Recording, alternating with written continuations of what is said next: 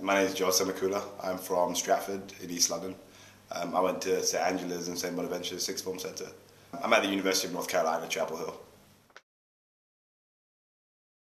When I was, for example, when I was in secondary school doing my GCSEs, I'd never even thought about the US as a possibility. It wasn't anything that was ever raised in school as an option, and we'd all seen the US on TV, or we'd had interactions with things American, but we never really thought of it as an option for university. I'd always really thought that I wanted to go to Oxford. That had always been kind of a dream for me, and so the US was totally off the radar. It wasn't really until I was in year 12 and a teacher came up to me and was like, Joe, there's this program through the Fulbright Commission. Would you be interested in studying in the States? And I was like, yeah, sure, I'll have a look into it. And then all of a sudden, it opened itself up as an opportunity to me. And so today, like 4 years on, I find myself about to graduate in the US. It was quite a process. So even though I thought that the US was somewhere I wanted to be, or somewhere that I could be, nobody in my school was going to the States. I was really the only student who was looking into this.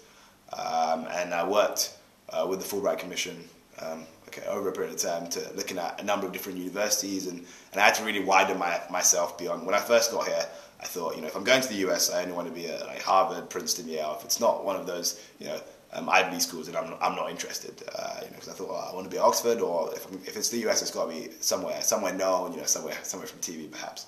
But it was after doing a ton more research and learning a lot more about all the different universities and all that the US has to offer, a lot more beyond those I don't know how many ever they are Ivy League schools, that I actually ended up choosing to accept a full ride scholarship to go to the University of North Carolina. Probably one of the best decisions I've ever made to date. There was definitely this sense of the unknown. My school didn't have very much experience at all with sending students to the US.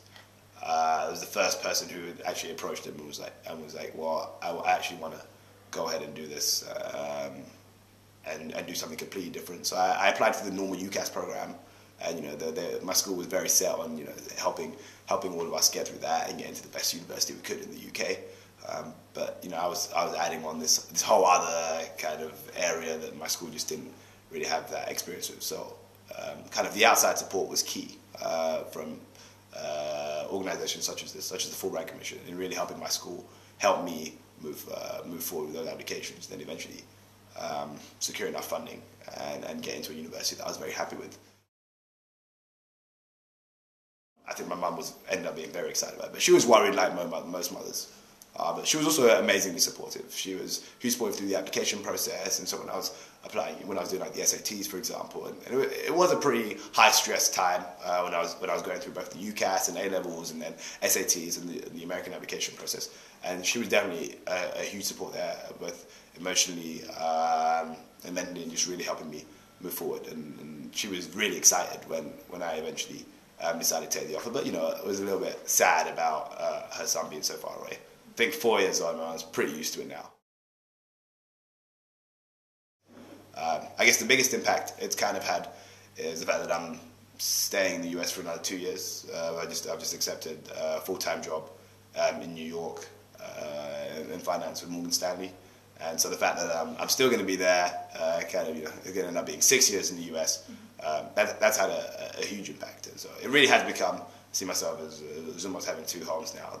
The US has really become a second community for me, and I'm having a really good time there. The SATs, probably not my favourite exam to have ever taken.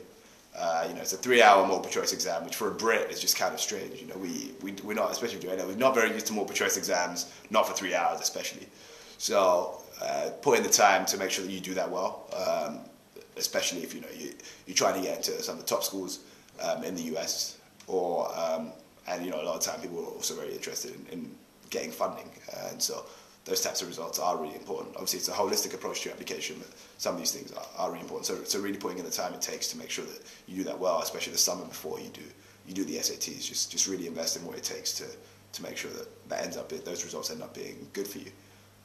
And then, if you do eventually get the offer and get somewhere you go, even at that point, I know there are still doubts, because even for me, I got the offer, And I thought I was pretty set on going, but you get a little bit worried. Then the goosebumps set in. But like you say, just go take the leap of faith and just go for it. And I mean, it's a phenomenal opportunity. You're gonna miss your friends, you're gonna miss your family, but you're just going into something that you're definitely not gonna regret.